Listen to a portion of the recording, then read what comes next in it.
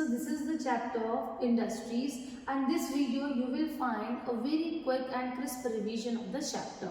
So here first of all you should know the meaning of the word industry. Industry means any economic activity where we can do the manufacturing, where we are going to make any finished products, that is known as industry. And if we see, these are the activities known as secondary activities when we are producing anything, right? So now these industries are classified on the basis of different criteria. So the first criteria is on the basis of raw materials. So on the basis of raw material there are four classifications: agro based, mineral based, forest based and marine based. And moving forward, on the basis of size, one of the small scale industry and the large scale industry. Small scale industries are also known as cottage industries, that can be found or can be established inside only one room. And the large scale industries, the investment in these kind of industries will be over the 1 crore of rupees. So these are known as large scale industries. Now the third division is on the basis of ownership, who is going to own that industry.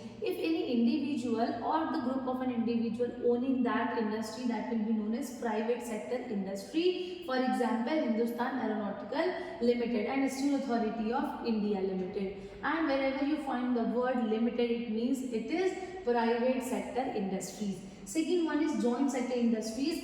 These are owned and operated by the state and individuals. For example, Udyog Limited is an example of this kind of industry.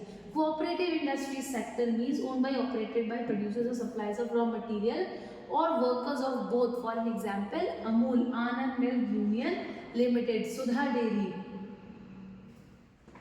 So if you are planning to establish any industry, you should know which factors are going to affect the location of an industry. So we are starting with the transport, land, power, raw material, labor, capital and market.